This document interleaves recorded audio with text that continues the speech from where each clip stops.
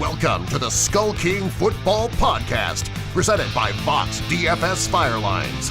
Now, here are your hosts, Justin and Ryan Skullrood. Hello and welcome to another episode of the SkullKing Fantasy Football Podcast. My name is Ryan Skullrood. I've got my brother Justin with me tonight.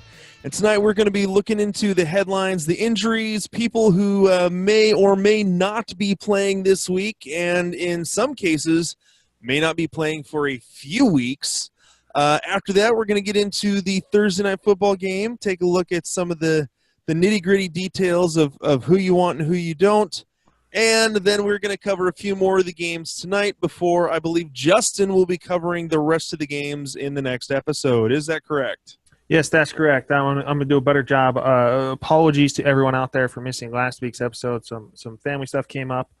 Family First podcast. So it's one of those things that I'm going to do my best to make sure that comes out this week. Look forward for Friday morning, afternoon time, so that we can help you guys win your leagues. All right. And also, just so you know, I thought we should go over this real quick. For those of you who don't know, Justin and I have actually been working on our rankings and stuff. We have those should be coming out sometime tomorrow well, if you're listening to this, we're recording Wednesday night. So they should be up. They should be up once you guys, by the time you guys are hearing this. We have actually been working on doing our rankings through Fantasy Pros and basically kind of learning where we sit in the fantasy professional ranking stratosphere. And we're doing much better than... We're doing better than we were. How's that? Yes, doing a lot better. Last week I did much better. You had a little bit of a down week, but... Yeah, this is the first week that you beat me. So yeah. Tip of the hat to you. Thank you. So yeah, we're learning where we sit, and I got to be honest, I'm somewhat encouraged. So I am very encouraged. So all right, when you find yourself, doing better, a couple weeks in a row compared to guys from major podcasts, major organizations, and your rankings overall are better than them, it feels really good. Yeah, currently sitting right around that 100 mark, but ahead of people like Michael Florio, Scott, I wasn't going to name names, but okay, go ahead. Pianowski of Yahoo.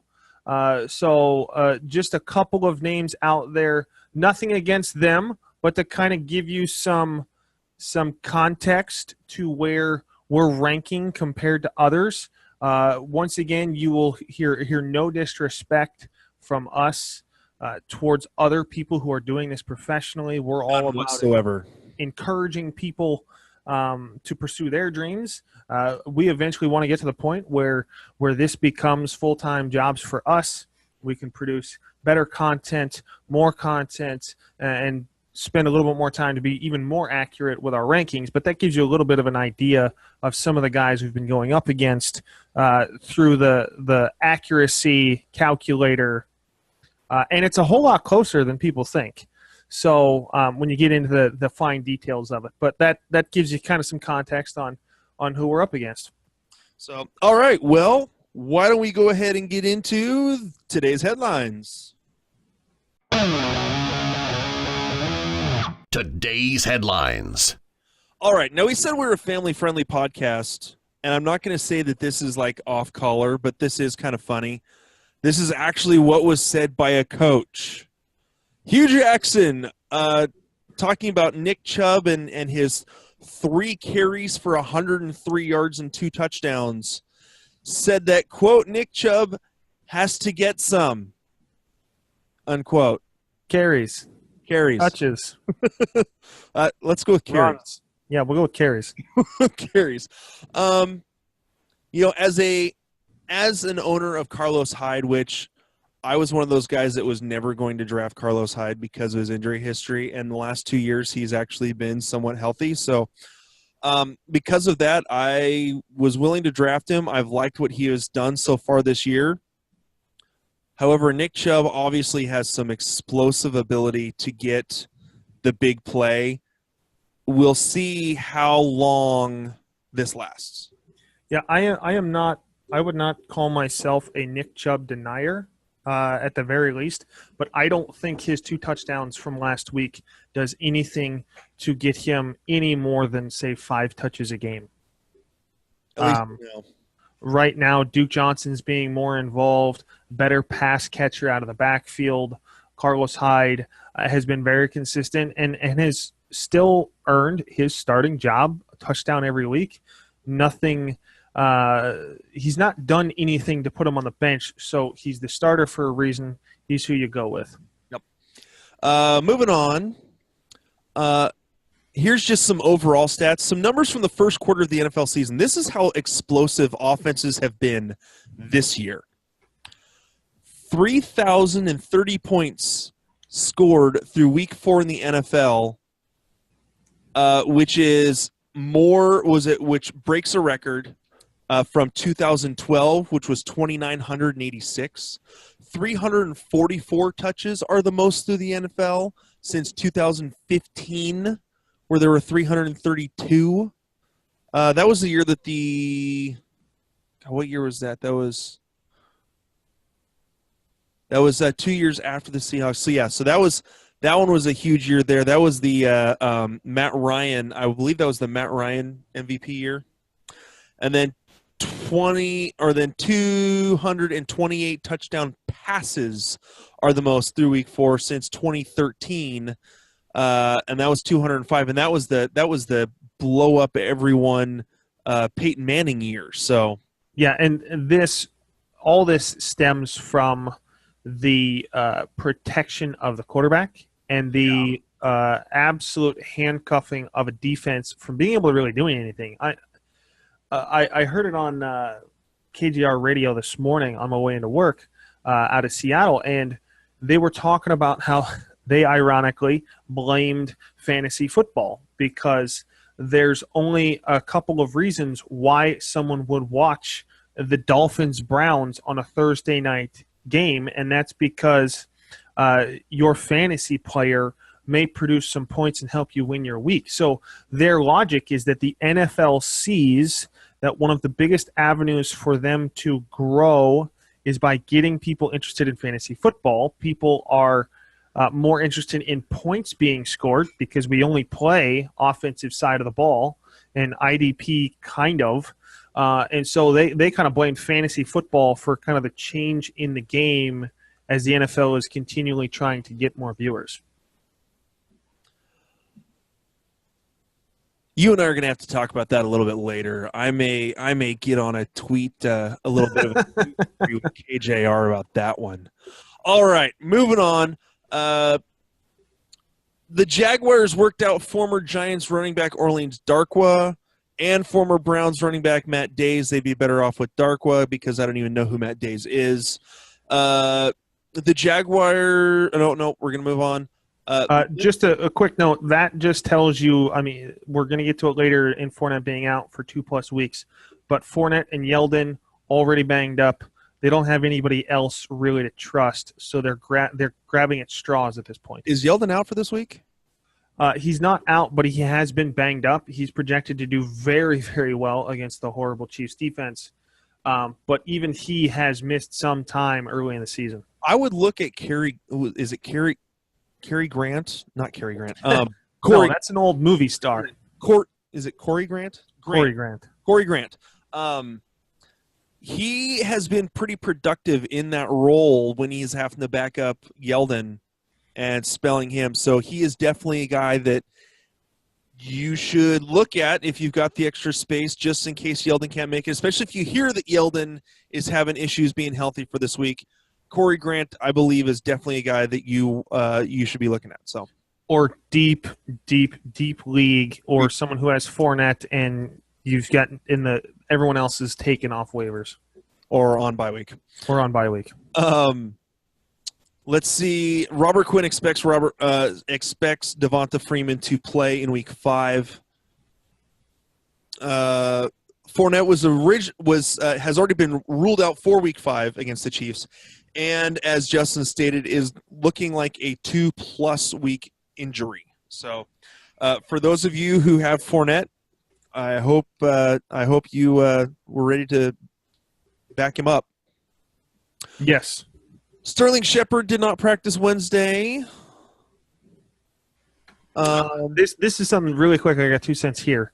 Is that with Ingram already out, and now Shepard dealing with injury issues, Rhett Ellison may actually be of value this week because there's no one else to throw to other than Odell Beckham Jr.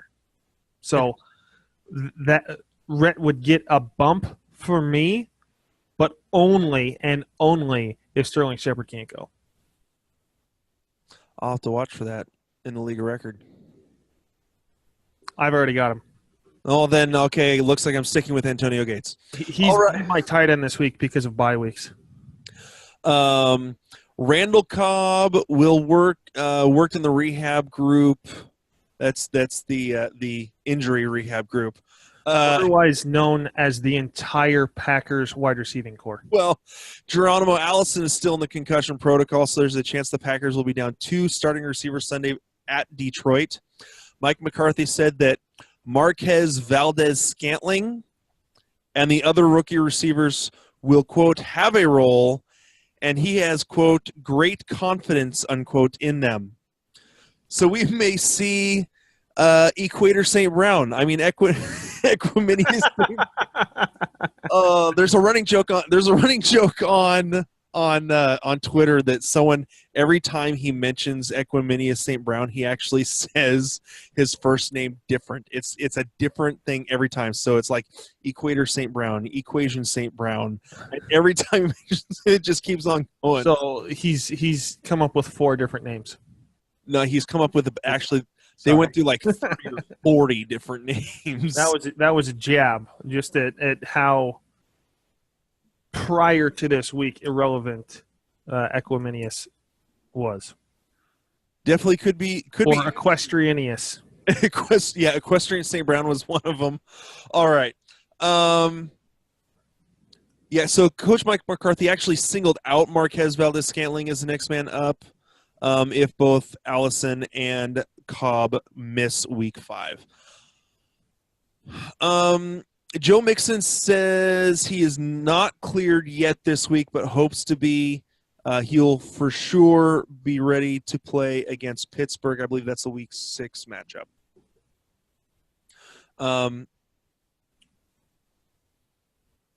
Sammy Watkins said his hamstring injury was minor. Looks like he's going to be most likely back this week. Darren Sproles and Corey Clement still aren't practicing. Joe Mixon actually did practice Wednesday. TB12, Tom Brady, has, quote, no doubt that Julian Edelman will be ready for his week 5 return. No, he's had plenty of time being suspended for the last 4 weeks. Yeah, we'll get to that during the Thursday night matchup as well. To finish his recovery from ACL surgery. Adrian Peterson did not practice Wednesday. No big news. Experienced player. Jarvis Landry not practicing. No news. Antonio Callaway is not practicing, but I also saw... That is concerning to me. That is concerning.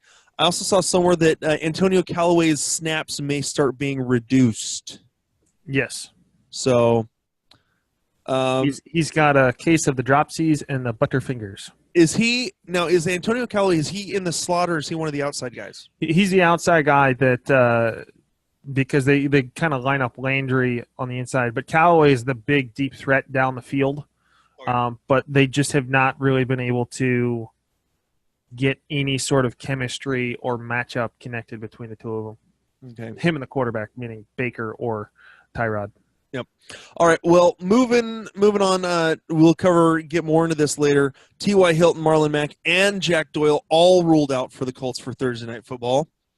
So you get a Colts jersey, and you get a Colts jersey, and you get a Colts jersey. Let's play some football. We all get Colts jerseys. So I hope you have New England's defense for this week. Marquise Goodwin not practicing. That his hamstring has been back and forth, and for a guy that's a speed demon, he needs his legs have to be 100% healthy, or he's useless. Yeah, hamstrings are important.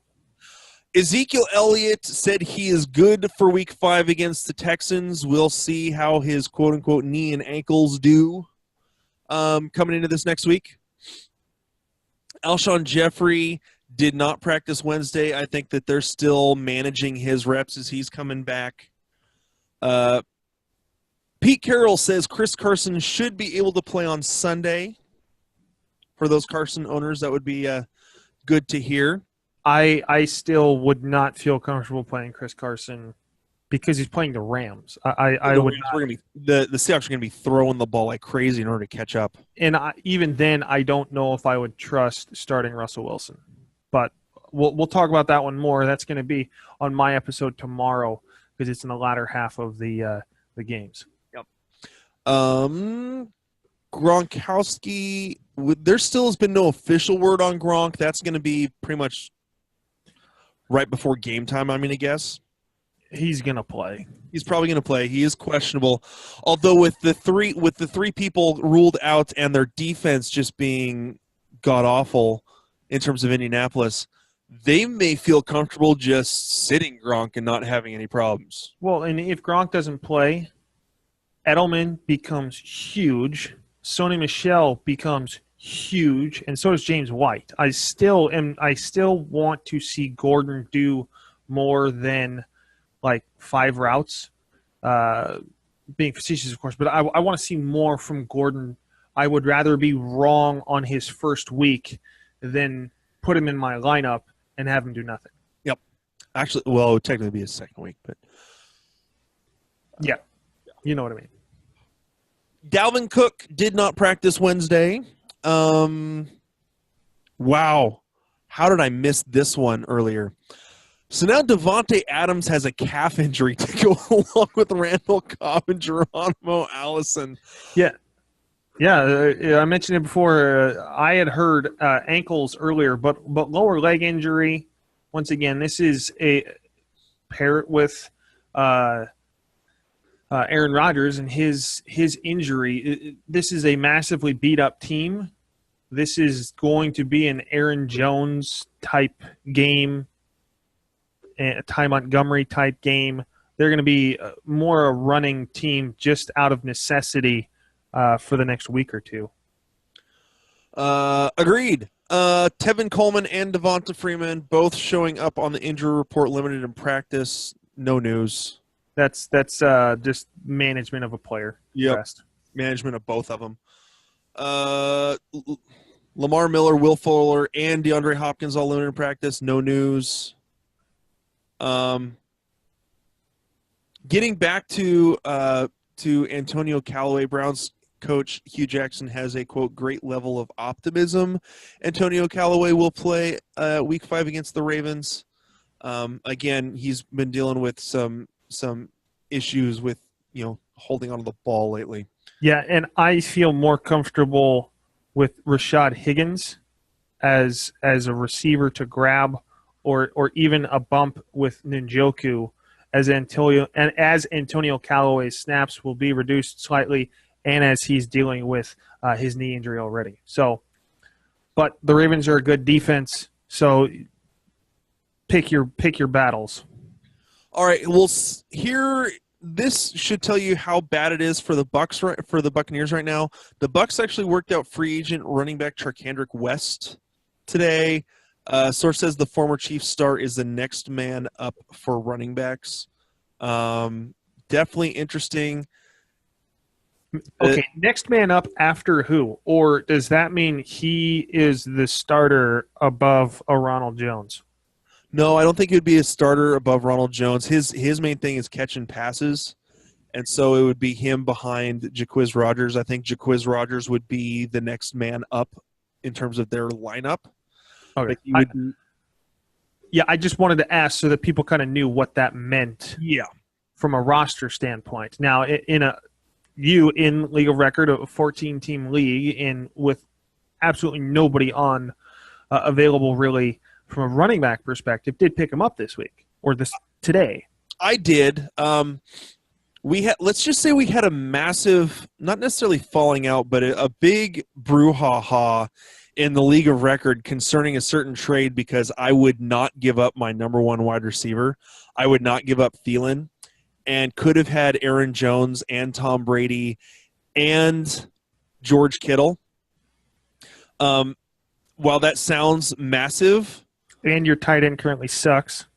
And my current tight end, I had to pick up Antonio Gates because my current tight end was OJ Howard, who's now on bye week and injured. Yes. And so I turned down that trade. This is somewhat off topic, but I turned down that trade because I won't even get into who it was. Because one of our writers who is in the league with us thought that, well, your quarterback stinks because I have Case Keenum and CJ Beathard because I stream quarterbacks. My tight end was injured, and I stream tight ends. And I didn't have much running back depth, and he wanted my number one wide receiver. So he offers all this for Thielen, and I told him no because of what it would do to his team. So while I may not have a whole lot of depth in my running back core, I picked up Charkandrick West as a shot in the dark, whether he actually gets anywhere or not, because it's a 14-team league. I had to take that chance. I have 3 running backs that I feel very good about. So yeah, and you only got to play 2. Correct, because we have 2 wide receivers, 2 running backs, and 2 flex. And when your 2 wide receivers and 2 flex combined are Adam Thielen, Tyreek Hill, Emmanuel Sanders, and Robert Woods, you're pretty good.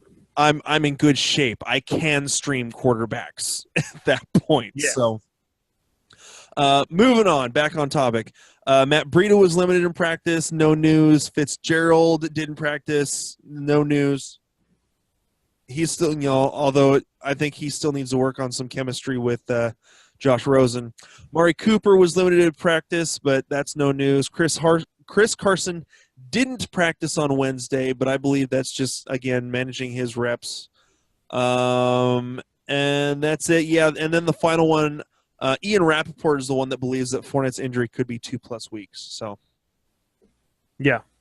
That is all we have for the headlines. Why don't we go ahead and get into the Thursday night football matchup? Yeah, for me, to kind of kick it off here, probably the biggest topic is going to be Andrew Luck in this game. There's no love lost between the New England Patriots and the Indianapolis Colts in real life. And so in terms of this matchup, Patriots had a much better showing on defense last week playing against Miami. I think the New England Patriots defense is better than what they have shown so far. In looking at the stats in preparation for the show, the New England defense hasn't given up more than 200 yards. They've only given up more than 200 yards passing once this season and have given up less than 100 yards once. So they're not really giving up a lot of yardage through the air. They have given up touchdowns at times through the air. With that being said, who scares you from this wide receiving core that's going to play today? Now, Houston is not as good in the passing game. Also had a corner go out and is now likely to be done for a couple of weeks in that game. Granted, they didn't have T.Y. Hilton for most of that game last week, but I don't really see a lot coming from Ryan Grant, Chester Rogers, Zach Pascal. Now, they're going to get some points because they have to throw because the Colts literally have no running game. Correct. But Nyheim Hines is probably the hot sauce or the hot topic that people want to talk about. I think this would be one of the last games that Nyheim Hines really has his breakout. As soon as Marlon Mack comes back, there's going to be a drop off with Hines. Is my belief. But for me, I don't have Andrew Luck as a top 12 quarterback this week just because of the lack of weapons. New England Patriots defense always plays well in Foxborough. So New England at home, better than advertised defense against Andrew Luck with no weapons. Where else do you think this is going to go? Yeah, I have New England's defense. I am sitting Andrew Luck this week. Just Luck has no – basically, the only person who's going to be catching any passes is going to be Naheem Hines out of the backfield and Eric Ebron.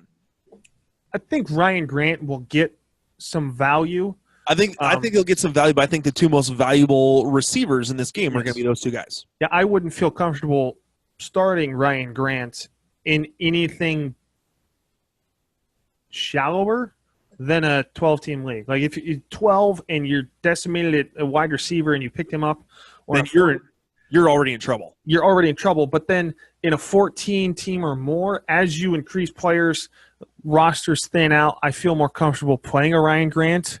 But really, he's like a flex option. I have him as like wide receiver 40. So that puts you at wide receiver 4. So he wouldn't be in your top 3 in a 12-team league. So once again, I don't think this game is going to be kind to the Colts. No, it's not. So, and let's just to kind of give a little heads up. I know it's been 3 years since they've played. But Belichick owns the Colts. Yes. Whether the game is in New England or in Indianapolis, 2015, 34-27. January 2015, 45-7. November, what was it?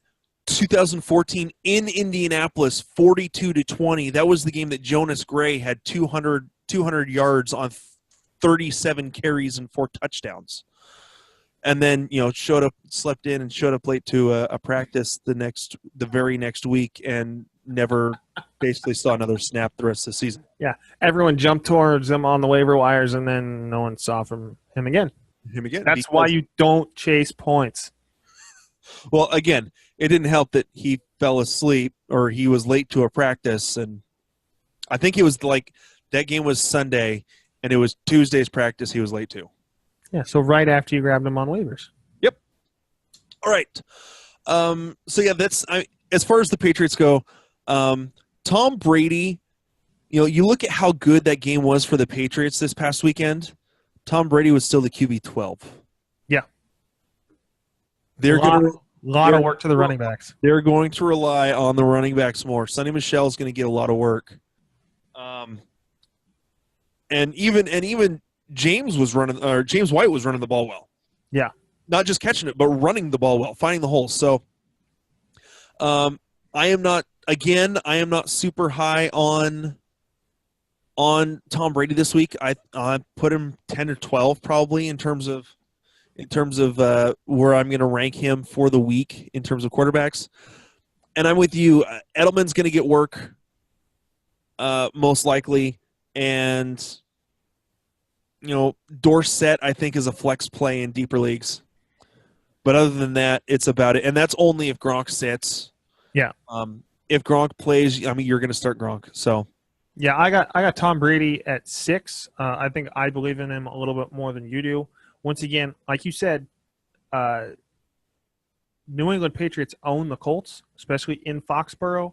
I think there's going to be a lot more what you saw from last week against Miami and a lot more of the dink and dunk pass routes involving the running backs more in the passing game. Julian Edelman comes back. I think that's going to be huge in opening up a little bit more of the field.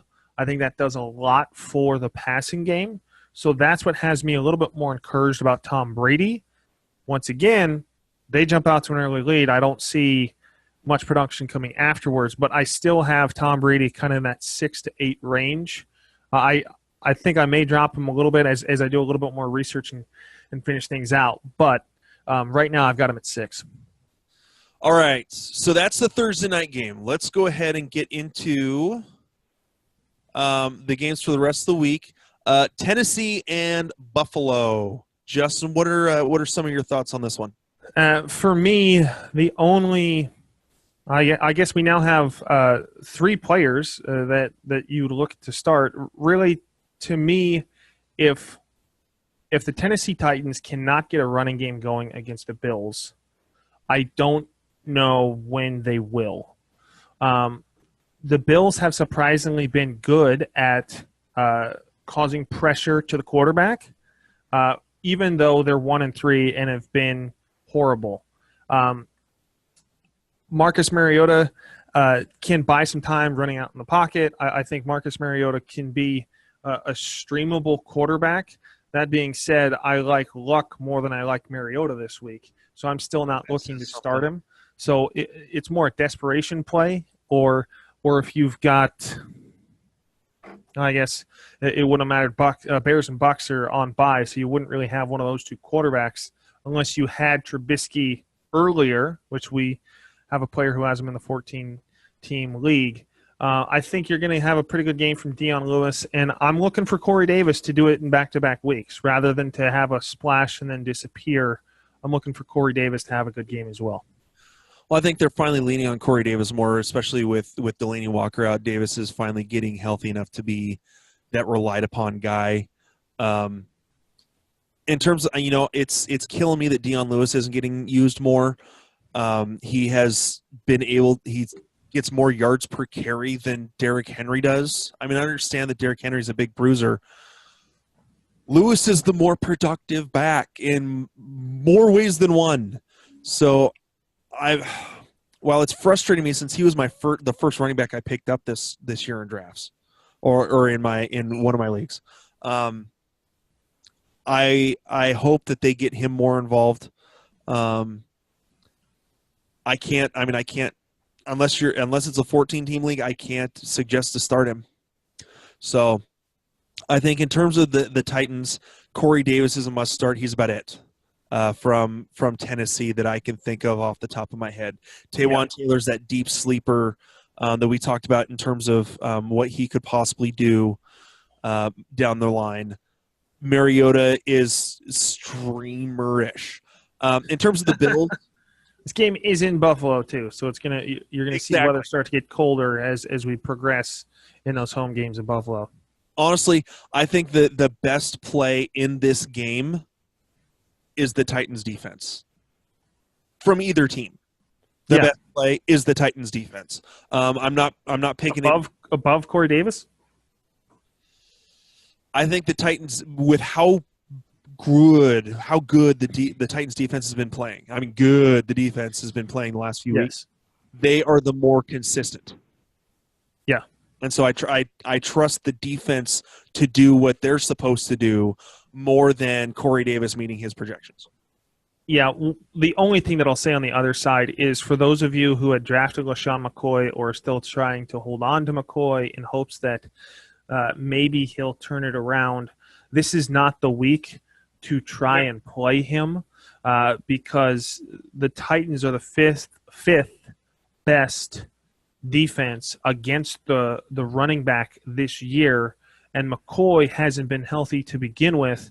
So this is not the week to play him. Maybe against Houston and Indianapolis the two following weeks, but this is one where it is absolute fantasy football bait to try and throw him in there this week. It's a bad idea.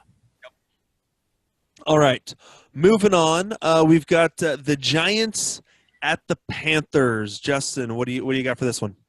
For this one, I see the Carolina Panthers steamrolling the New York Giants. The New York Giants haven't been able to really consistently do anything much on offense, partly because they're banged up. I mean, Saquon Barkley is going to do fairly well in this game. Look for Christian McCaffrey and Saquon Barkley to kind of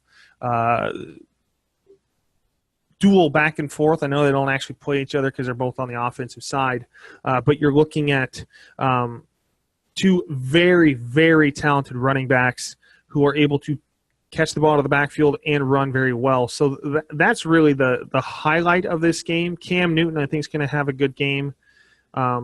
But I'm not looking for, say, Devin Funchess, who's a borderline starter, to do anything against that New York Giants defense. They shut down Michael Thomas, and Devin Funchess is no Michael Thomas. So I like Newton. I like McCaffrey.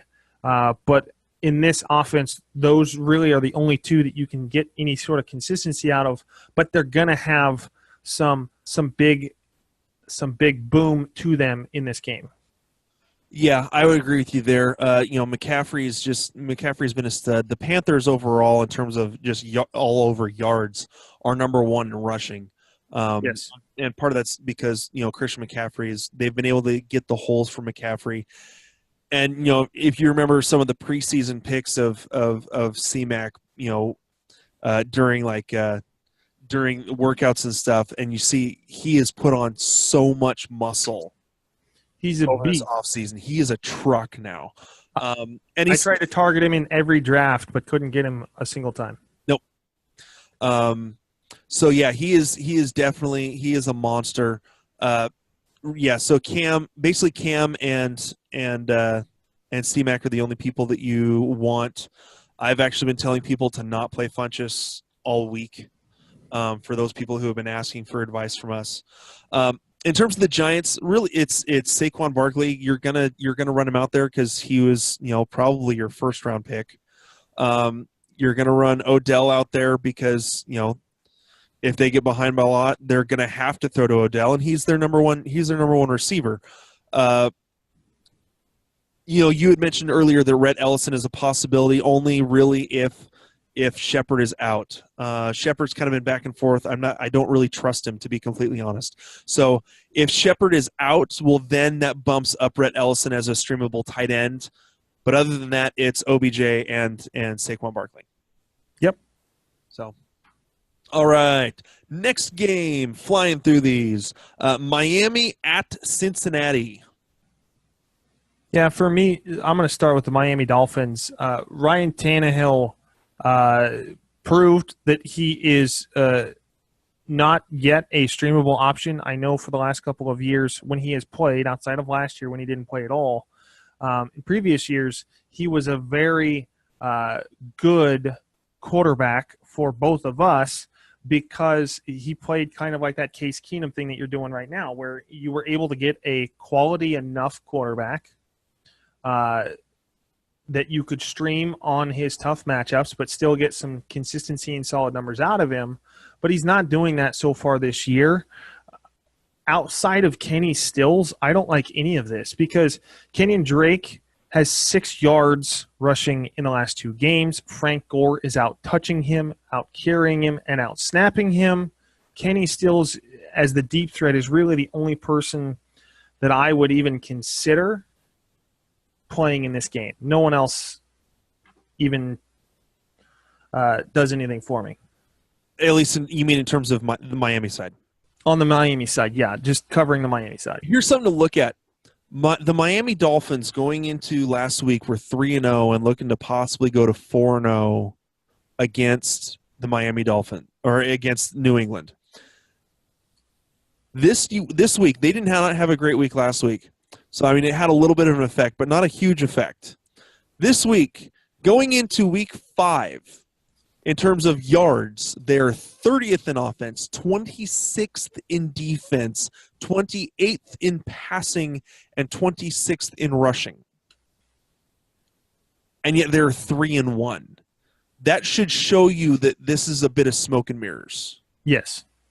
So, and let's not forget that win that they had against Oakland. They had 2 trick plays that basically in the fourth quarter that won the game for them. Or one was a trick play, and the other one was like a fumble or an interception return for a touchdown. So again, I don't have a whole lot of trust in anyone on this Dolphins team except for maybe Kenny Stills, and even that's kind of back and forth with Ryan Tannehill. So yeah.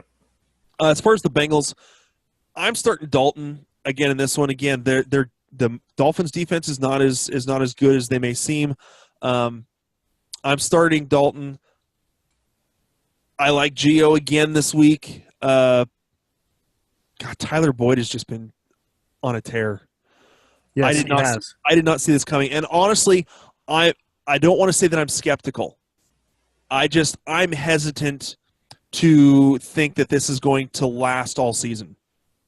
AJ Green, as long as he is healthy, is going to outscore Tyler Boyd at the end of the season. That's the way it's going to be because AJ Green is that much better than Tyler Boyd. No one saw this coming from Tyler Boyd. I mean, Tyler Boyd, over the last 2 years, Tyler Boyd is supposed to be the slot guy and kind of get stuff over the middle. He was not supposed to be this. No one saw this coming. Not even the Bengals. Well, we had last year thought that he could be a potential emerging player, and I think we were a year early on him. But one of the things I'll say about Boyd, he's getting more targets. A.J. Green's been kind of banged up, and A.J. Green's always drawing the best defender on the other side. But one thing to take note of, not to get ahead of ourselves, great matchups coming up in the Steelers, Chiefs, and Buccaneers after this week. And so Green and Boyd are both going to have great matchups. Dalton's going to continue to be startable. Giovanni Bernard and Joe Mixon, whoever's going to start is going to be the player of value. But both are banged up. And then of the tight ends, this has really been the conversation on waivers. Which of the two tight ends do you like more, Tyler Kroft or CJ Uzomah? I like Uzomah, and simply because while Tyler Eifert was healthy, Uzomah was the one being used. Yes. Kroft was not. Yes, and so a lot of people project Kroft to be the guy. Well, that was because he performed last year when Uzomah went out as well. Yeah. People forget that Uzomah was also out last year. Yeah, so for portions of the time when Eifert was out. So Tyler Kroft was really the tight end 3, not the tight end 2. Yep. All right, moving on to the next game. Baltimore and Cleveland. At Cleveland. For this game, I'm not starting Flacco. I was a little surprised at the Cleveland Browns defense last week getting beat up as much as they did by the Raiders. But in terms of this week, Buck Allen is probably the guy that I would lean more towards this week because Alex Collins still has a little bit of fumbling issues. It's still around a 55-45 or 60-40 in terms of snaps and carries towards Alex Collins, but Buck Allen is getting the valuable carries in the goal line and important downs, third downs, those kinds of things. Because Collins can't hold on to the freaking ball. Yes, and so to me, the other starter this week would be John Brown. Deep threat. He's the guy that's going to get the yards. He's also not going to have Ward on him. I think Ward is going to be covering Crabtree more. But I'm not looking to play Crabtree in this game. This is really John Brown, and then Buck Allen and Alex Collins are kind of that RB3 like they've been for the last couple of weeks. So they're streamable, flexible as options, but not someone that I would look to put in my running back 1 or running back 2 slot. Yeah, I'm in a 10-team league that I am sitting Alex Collins again this week. And I think he's the only Raven I have on any of my teams. Flacco could have a good game. It's possible. The Cleveland Browns defense showed some holes last week. Now, that being said, their offense is also getting off to a tear. And so Baker Mayfield is not streamable this week because it's the Ravens defense. The Ravens have been absolutely stout. I mean, they made Big Ben look silly in Pittsburgh. Basically, his home and away splits at home went the way of his away split. I mean, it was that bad. It doesn't help. They also got up enough quickly. The Baltimore Ravens did that they were able to just attack. That could happen again here. In terms of the rest of the Browns, I like Njoku because he's going to be more involved in terms of the pass game with now that Baker Mayfield is the quarterback. The Browns are the number 2 rushing team in terms of yards. So again, that bodes well for Carlos Hyde. This is a tough team to run against, but if they can keep it close, I think that they'll be able to take care of that and Carlos Hyde should still have a serviceable game for you. Yeah, in a game like this, you want to trust Carlos Hyde more than a Baker Mayfield, just in terms of an NFL standpoint. Obviously, you're not playing Baker. He's borderline startable right now anyway, but you definitely don't play him up against the Ravens, especially when you don't play when you wouldn't play people like an Andy Dalton.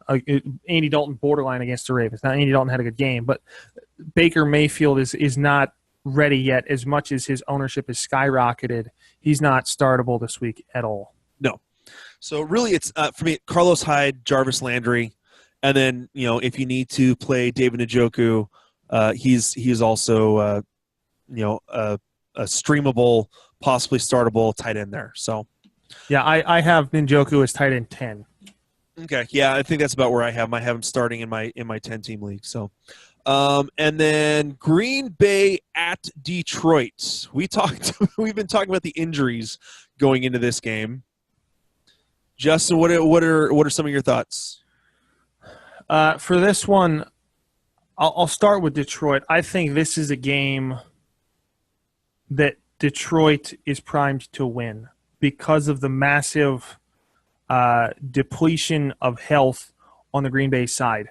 I think Kerryon Johnson should be able to run against this team. Adrian Peterson, granted it was in the rain, destroyed the Green Bay Packers.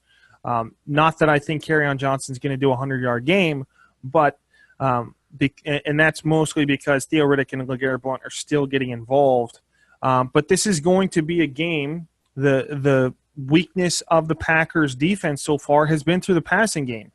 And what one team throws the ball on a more consistent basis or has had to throw the ball on a more consistent basis than Detroit over the last couple of years. So Golden Tate should have a great game, even though Slay is probably going to line up against Kenny Galladay for most of this game. So that has me a little bit nervous.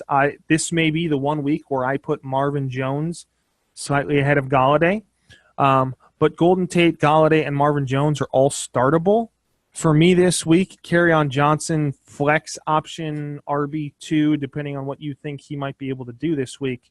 But other than that, I don't really see much. They're not involving the tight end. They're really going with those three receivers, and then the running backs are kind of a hodgepodge with Kerryon Johnson now being the clear lead. Yeah, I'd agree with you there. Really, Galladay and Tate are the main guys that you're going to want on that team.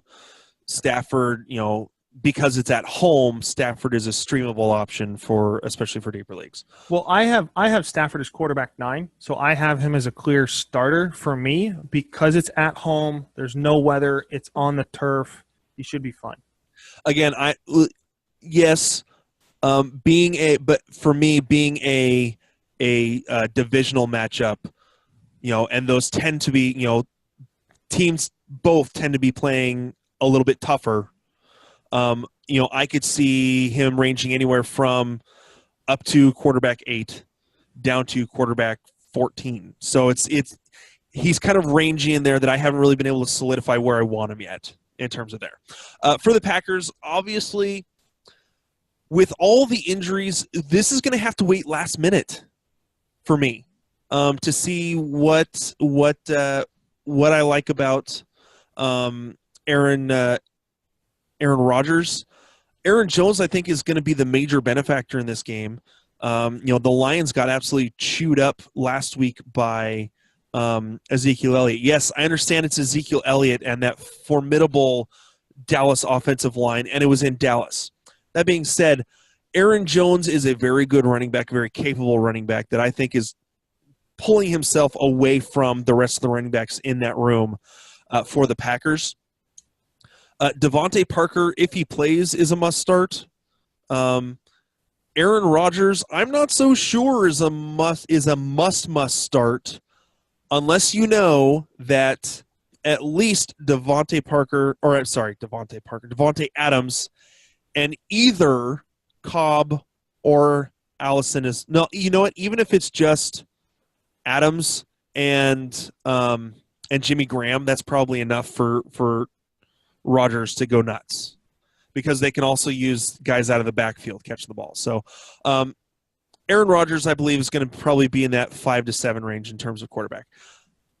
Other than that, I think that's about it for me in terms of the Packers. So Yeah, the only last point that I'll make is that Aaron Jones going up against the Detroit Lions defense. The Detroit Lions defense got slaughtered in the running game by the Jets in week 1, and the Jets did not run well last week. So running backs against the Lions are almost an auto start at this point. So Aaron Jones should be primed for a good game. Alrighty. Moving on, finally, the last game we're going to cover tonight, Jacksonville at Kansas City.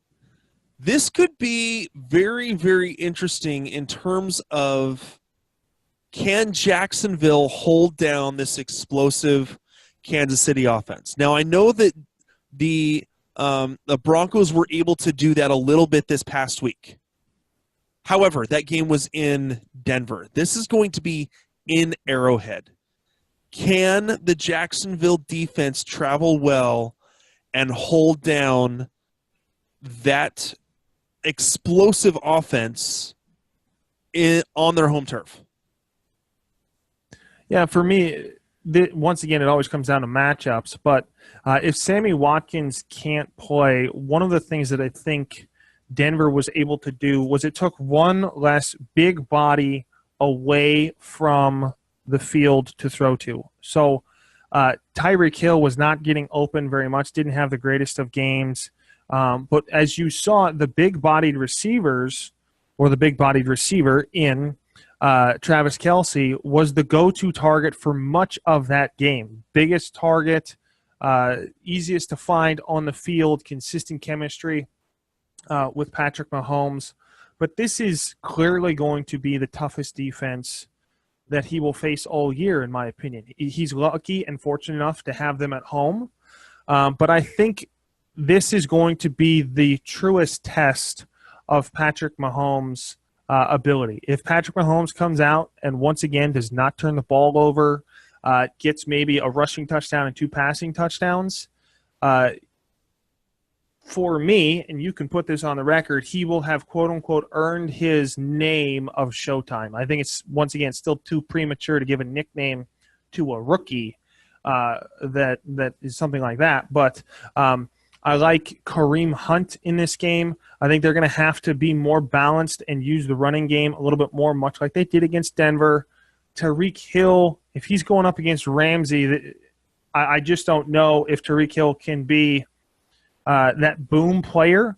Once again, you got to start him because his speed is the X factor. And if he can have one catch for 17 points. Yeah, well, and let's not forget he's also the punt returner. So, yes, as if you have return yards, that's even bigger. But if the fact that you could get the touchdown for him on special teams as well. Yeah. Travis Kelce, also a must start. Sammy Watkins, if he plays, I like Sammy Watkins in this game. So Mahomes, Hunt, Hill, and Kelce all auto starts. If Sammy Watkins plays, go ahead and throw him in your flex spot. I may sound crazy, but I kind of like Blake Bortles for this game. Oh, so do I. I mean, simply because, especially if Kansas City really gets up in a hurry, Bortles is going to have a heyday because the Kansas City Chiefs finally decided to stop someone in Denver in terms of actually playing defense. Let me pull up their defensive numbers. In terms of defense, they're the worst ranked defense. Yes, compared to Jacksonville, who is the top-ranked defense. So, and again, that's in terms of yards. So, this Chiefs offense that is so explosive, they're going to be tough to stop. But I think that I would not necessarily want to start Jacksonville's defense. If you could find a streaming option and hold on to Jacksonville for later, fine. If you have to start Jacksonville, okay. But I like Blake Bortles. TJ Yeldon, as long as he's healthy. If it turns out that he's not, Corey Grant could have a huge game this week. Yes. In terms of the receiving core, I'm not a fan of ASJ. I just don't think I don't think that Bortles has ever really, it's rough to compare him to Aaron Rodgers, but like Aaron Rodgers, does not consistently use a tight end. No. There will be games. I mean, Aaron Rodgers has had games where he's used a tight end to get 2 or 3 touchdowns in a game. Rarely. The Jaguars are the same way. Blake Bortles rarely uses his tight end that much. So really it's going to be the wide receivers, and right now it's Keelan Cole, D.D. Westbrook are your 1-2. I'm more the D.D. I'm starting to move more into the D.D. Westbrook camp over Keelan Cole. And Dante Moncrief is a deep league, 14 and higher flex option. Yeah, to me, I still have Cole there. I think he had a down week last week. I still like D.D. Westbrook and Keelan Cole to kind of be like right there. A1, A-B. Yeah, A1, A-B. Or A1, A2. Sure. Yeah, yes. AA and AB. Sure. Oh, letters, yeah. But Keelan Cole, I kind of have as that low wide receiver 3, right on the edge of the wide receiver 4, and D.D. Westbrook I have as a wide receiver 4, and that's mostly because maybe that's still part of my pre-draft bias that Cole was the guy, because Cole had an amazing end of the season last year and week 1. Or end of the season last year and played well so far this season with a couple of bad games. D.D. Westbrook didn't hardly do much at the end of last season and nowhere near the level of Keelan Cole. So that's where I'm still ranking Cole a few spots ahead of Westbrook, even though I would not be surprised if Westbrook outperforms Cole. I will have D.D. Westbrook as, at minimum, a wide receiver 3 this week. At minimum. Okay. Wide receiver 30. I will have him above Keelan Cole personally. And we'll see how the rankings pan out. And we'll see how they pan out.